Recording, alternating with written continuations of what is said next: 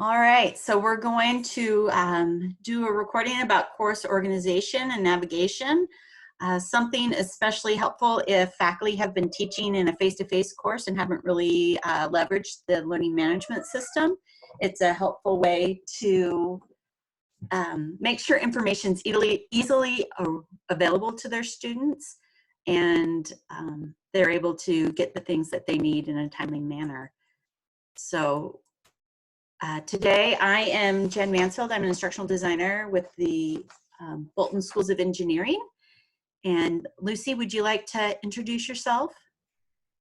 Thank you. Hi, I'm Lucy Walski. I'm just supporting Jen. I'm the instructional design specialist for the School of Geographical Sciences and Urban Planning. All right, thank you. So today we'll talk a little bit about initial setup in your course, organizing the course navigation, and then some best practices for course setup. And Lucy and Kenna, you've also joined us. If you'd like to take a second to introduce yourself. Sure. Hi, I'm Kenna Ray, Manager of Instructional Design in the College of Liberal Arts and Sciences, Dean's Office. So we'll be sharing some best practices for course setup.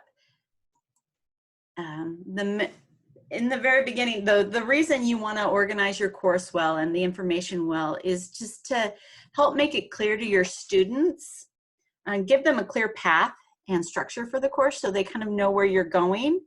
It helps them to feel more comfortable and confident with the course, and they're also more willing usually to come to you with questions or be able to answer their questions ahead of time without having to have contact or as much contact. So what does a course fresh from the factory look like? I'm actually going to exit out of this. I have one that I have set up. Let me get to it. So here's a course that I just had a dev shell made for. I haven't done anything to it yet other than name it. So you'll notice that on the left-hand side, there is a ton of navigation items. And as a student, if I were to come in here, I would start clicking down the left-hand side and just seeing what's in there and probably get confused and overwhelmed. So one of the first things that you probably want to do when you get your course shell is to organize that navigation in a way that makes sense. And one way to do that within Canvas is to go down to the bottom to your settings.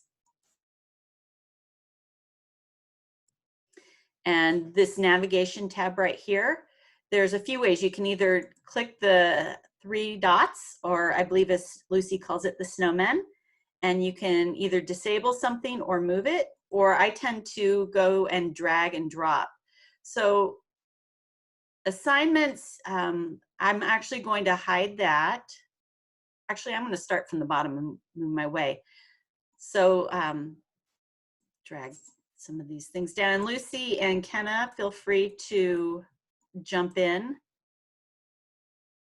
But what I tend to do is drag the most important things that I think students are going to need up to the very top.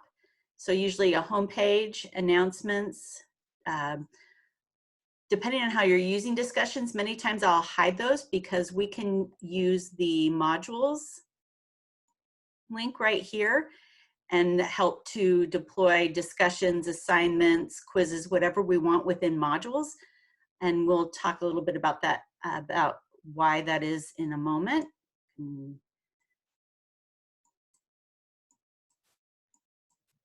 I usually try and get the left navigation as lean as possible, just so that there's less confusion. If there is something though that needs to be, for example, you definitely want to have syllabus information. Files, I tend to hide that because if you don't hide that from students, it's like you're handing them a thumb drive with no direction, and it's hard to control the access of files and in the order of files unless they are within a module. Sorry about that. Yeah, so we don't want students clicking on these from the navigation menu because it's not in the sequence that we want them to go through the course content. So you might be wondering, why are quizzes hidden? Jen just explained why we hide files for that same reason. Sometimes students like to just jump right into the assignment, and if quizzes is available for them, they might jump into a quiz and start taking it before they've actually learned the learning content. So we try to make quizzes and all these other things available in the modules, as Jen said, so that it goes through a sequential order. And one of the main things when you're cleaning up your navigation is you want to make sure to hit save at the bottom. Many a time I've done this to where I organize something the way I want it, and then I forget to hit save, and as soon as you exit out of it, it's gone. So make sure to hit save. Same thing happens to me, Jen. I admit it. Good. I'm glad I'm not the only one. If you could answer a question I get a lot from the faculty is they're scared to disable these functions because they think it won't work anymore. Is that how that works? Nope. Actually, what it does is it just hides it down at the bottom. So I can easily come and drag that or re-enable it. Let's see, where did it go? So I can enable it again and bring it back up. It just hides it on the side navigation from the students. So same thing with quizzes and files, pages, anything in here. Students are able to access those items, but what you do is you organize your course, and I'll show you a sample setup in a moment, in a way that walks them through the elements in the way you want them to interact with those elements. So you can have your supporting material. You can also make sure that they do certain things prior to trying and access the assignment. But before we get to that, the first thing that you probably want to look at is your homepage. Homepage is the landing page for the course. It's the first thing that people are going to see when they come in. The default, I believe, Kenna and Lucy, is the announcements page. Or do you happen to know what? I don't. Oh, well, obviously it's the syllabus page.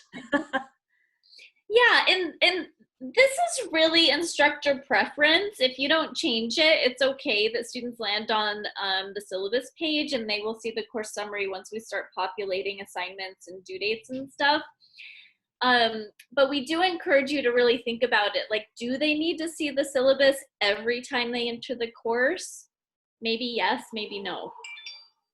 Exactly, and that's where you can choose which homepage you want students to land on. And this is something that you can change throughout the semester. So maybe in the very beginning, you do want them landing on that syllabus page for the first couple of weeks, just to make sure that they see it and get exposure to it all of the time. But when you feel you're ready, you can come to choose course homepage. A lot of times I'll set something to activity stream. And what activity stream does is basically gives, nothing's going to show here now, but is dependent on the user. It will show them what has happened in the course since they were last in there. So kind of the highlights of what's been going on since they were last logged into the class. You can have it be the modules page. You can have it be an assignments list or the syllabus. There's also this pages front page. And what you can do is, I've seen instructors do this before, where they set up a page, which in Canvas, a page is just, think of it like a Google site. You can set it up in a graphical way or any way you like, and you can have that page be the landing page for the course. So let me jump over to one that has a little bit of content in it. And I'll go to home, choose home page. So I have a list of pages that I've created in this course, and I can choose which one is kind of the front page. So I just would, let's say if I did,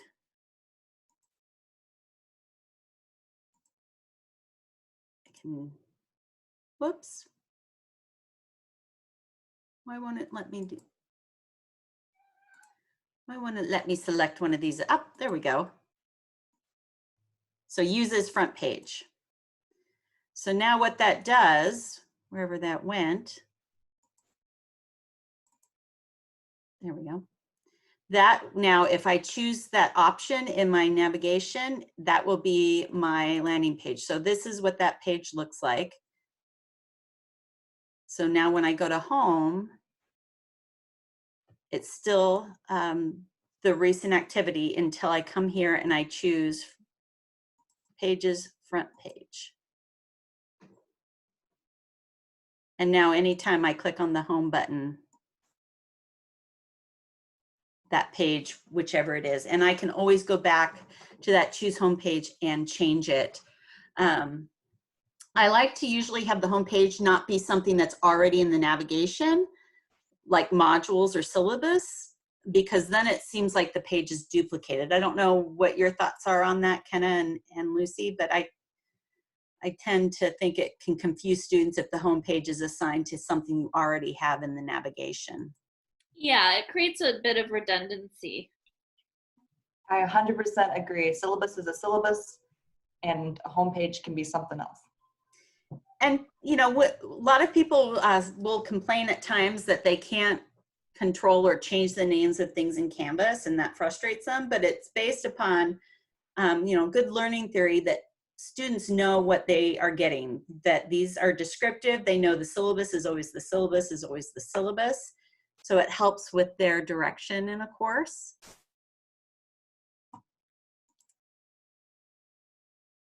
So one of the main things you want to do is, once you have your navigation kind of set up the way you like, start building your course based on modules. And modules are just chunks of knowledge that have related objectives.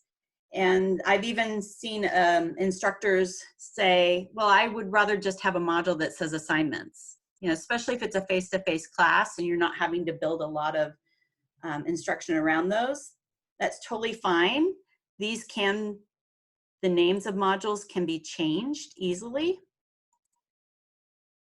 Usually you want them to be fairly descriptive, and I tend to avoid putting dates in there just because that way it's easier to copy it over into another course shell and not have to go through and change a bunch of titles, but you can put dates there for weeks and things. You could even just title this week 1, week 2.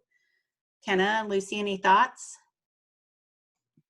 100%. Yeah, I agree with that. Sometimes the only time I would recommend putting dates in the module title is if you have kind of a course that's not paced traditionally. Like maybe you have 16 modules in a 7.5-week class, or vice versa, or your modules only span half of a week or something like that, then maybe do that.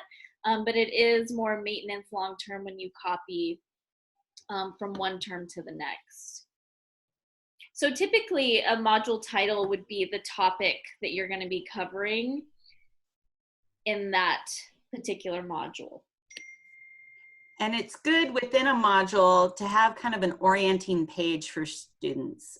This is just a kind of templated one, but it'll have a little bit of an overview of what that chunk of information is going to be talking about. And then clearly stating the learning objectives so that students know by the time I finish this module, I should be able to do these things. And if not, maybe I need to go review some things. And I've seen instructors set this up differently. Some of them put the readings and links to assignments here. Some of them build them out as individual items within the module. What have your faculty tended to do, Kenna and Lucy? So I've seen both too. I think it just kind of depends on the amount of learning materials you have. If you have easy links you can insert under there, and readings can be readings and videos and other things too.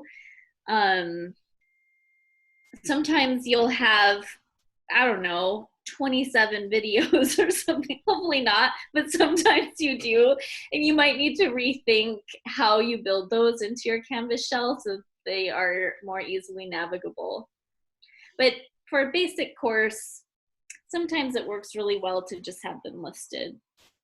And, you know, it also depends, I think, on your teaching philosophy. You know, if you're worried that students are going to skip things, then you probably don't want to have everything linked on just the overview page. Maybe just have, you know, what an overview is, a summary, and then the objectives, and then list the items out separately like this, as opposed to just being on that one page. Yeah, they might be easier to find that way.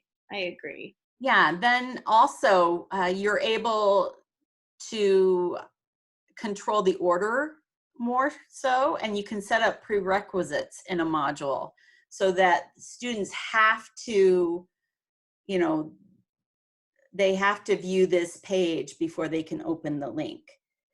If it's all embedded on a web page like this previous, you can't really control that for that. So for this, it's up to instructor preference, but you would want to chunk your material based upon the items. Sorry, I'm having a hard time with the pop down coming up and blocking my screen.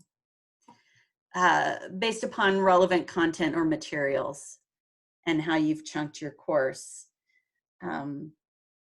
You also want to make sure that your syllabus is easily accessible to students. This is a template syllabus we have where we can have faculty just kind of fill in their information. Sometimes we have them create a PDF version and put a link to it in here. I've also seen some people use Google Docs. Yes. Yeah, and using Google Docs and embedding a Google Doc in the syllabus page is helpful because then you can make edits on the fly somewhere else, but it still feeds here.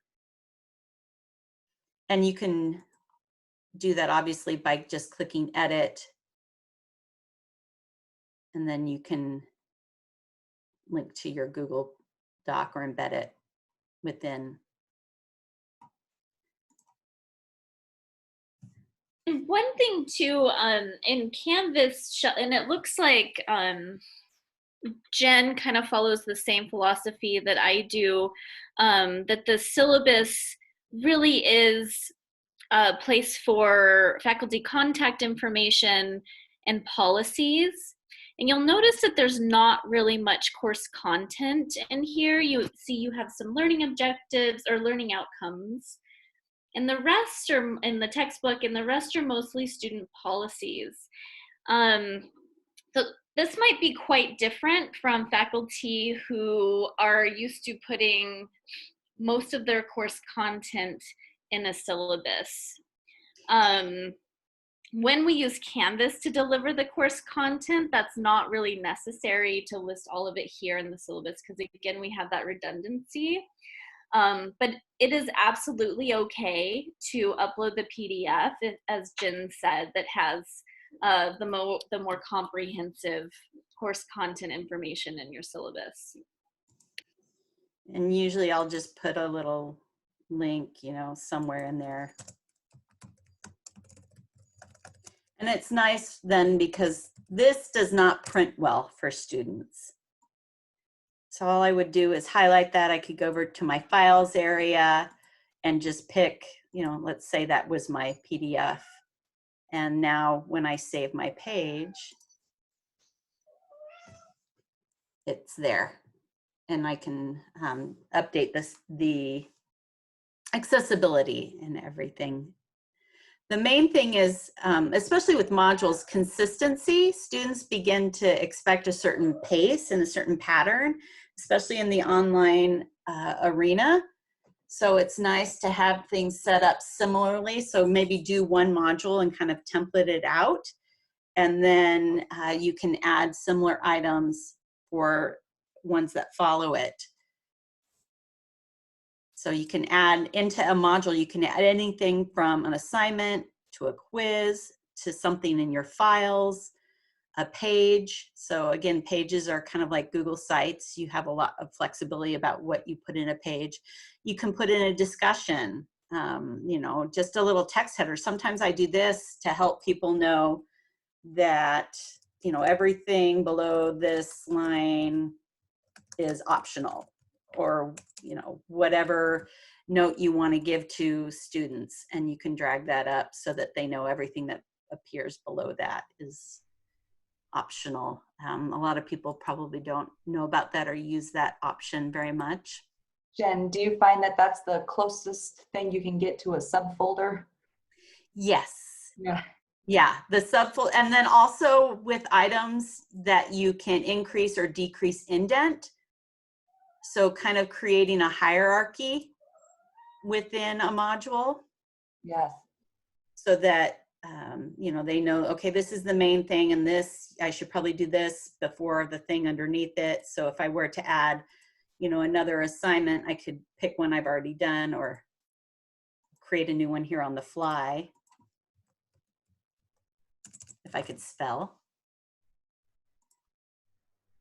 And then I can say, you know, that really comes under this, or this is really telling them how to do that weekly assignment. So I can drag it above, and then, you know, it's further out indented, extended, so that they know that they should probably read this before the weekly assignment. Anything about module setup that you guys want to make sure that people know? Did we demonstrate creating a brand new module? We did not. Why, thank you. So Maybe on the module, sorry, go maybe ahead. go back to the con tab, the Yep. other course. Yep. Because that's empty. So if you want to chat, I'll just do whatever you say. Yeah. So click plus module, and then name it, I don't know, module. Let's call it module 0. Some of us use a module 0 to cover all the housekeeping stuff that really doesn't have any learning objectives, but it might have things like a course Q&A discussion. So maybe we can create one of those, or a community, some call it a community forum. Usually I do community forum parentheses course Q&A so that there's no confusion over what it is.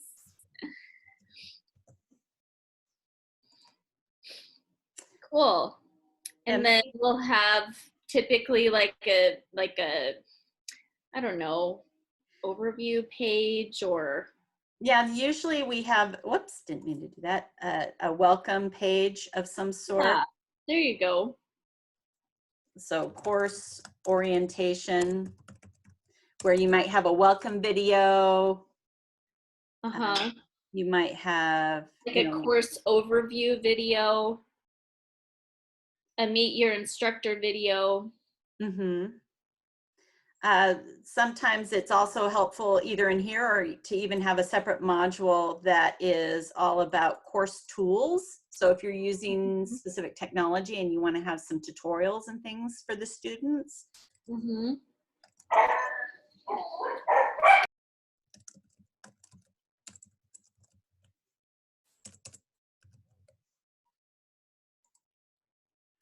So you can easily build out your structure and then come back and actually fill it in and flesh it out with content if you want. So think of it kind of like you're building the outline for your course. And then you can just come back and, you know, module 1. You know, we have lots of circuits. I can't spell circuits very well on the fly, so we'll just call it electricity, and I can't even spell that on the fly while I'm being. No one can type when people are licking. It's okay. Now you'll notice that since there's a module before that one, I can add a prerequisite. So I can say to the students, you have to, I can either put a lock date so that, you know, and this is one of the reasons we do modules, is because you can set up prerequisites or lock dates for content more easily. So I can add a prerequisite, and so the module before, it's not letting me do it.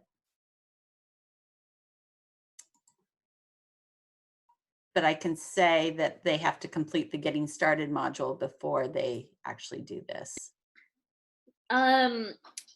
Maybe show how you can drag and drop items between two modules or reorganize them within a module. So again, you can reorganize things by dragging and dropping them like this. You can even drag it to a different module. So if you decide to reorder things, you can do it that way. You can even drag and drop modules as well. Is that what you were thinking? Yep, exactly. And did you already touch on the published versus not published? Ooh, yeah. I had not. That's definitely a good thing to talk about, and I'll start and you guys feel free to jump on in. You'll notice that there's a circle item here. So this means that this item is not published. It's not available to students. Right now, only the instructor can see it. And same thing with navigation. I meant to talk about this earlier. On the left, navigation, you'll notice some of these items have an I with a slash through them. That means they are not visible to students. Now, right at this point, the reason announcements is not showing, even though it's drawn up and should be visible, is because there are no announcements in there. So if I were to put an announcement in there,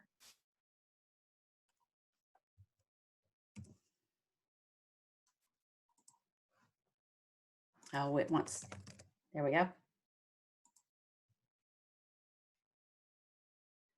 Now you'll notice that the I will be removed, which is not doing. I have noticed that there's sometimes a delay. Ah, okay. So the eyeball will disappear. And one key point in anything to do with navigation, and if you're worried if something's published or not published, you can always go down to the settings or the home page, and you'll see this student view button. You can click on that, and it will show you what the course looks like to a student so far. So I obviously, even though it wasn't quite synced up yet, the announcements are showing, the syllabus is showing. You'll notice that the modules page is not showing, and that's because we started there and noticed that nothing there was published. So if I were to leave student view, I could go to the modules and I can publish the whole module at one time. I can unpublish certain parts. So if I don't want students to see that right away, I can just have that. And I can also change, the dates on when things are released. So now if I go back to settings, student view,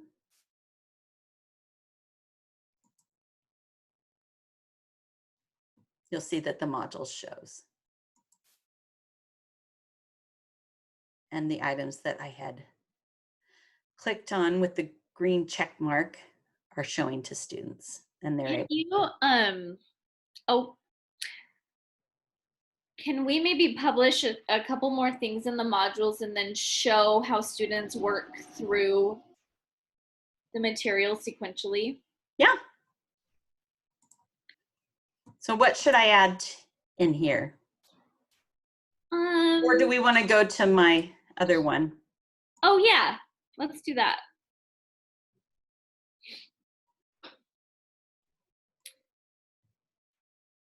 So students will learn that even though they land on the home page when they enter the course, they typically jump right into modules. And then hopefully they start at the top.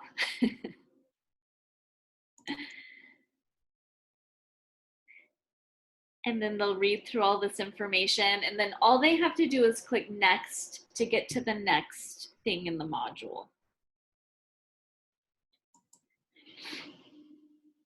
And since there's development shell, there's not a whole bunch in here.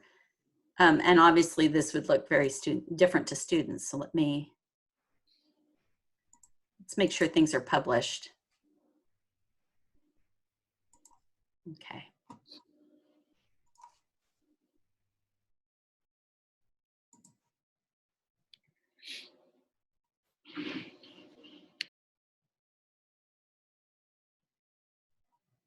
So here's what it looks like to the student.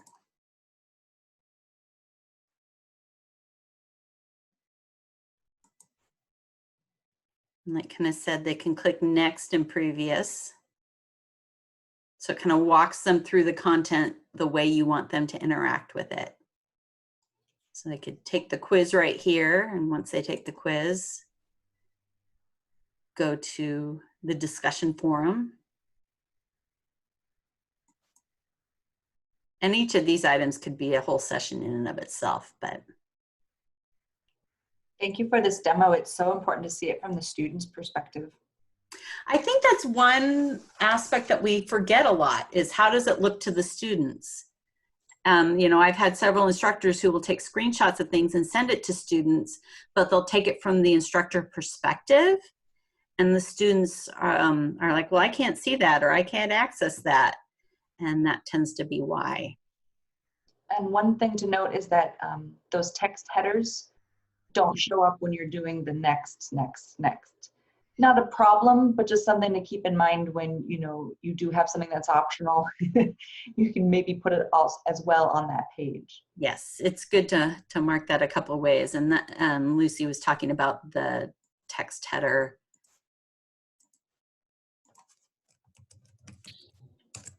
So the module header, is that what you're talking about?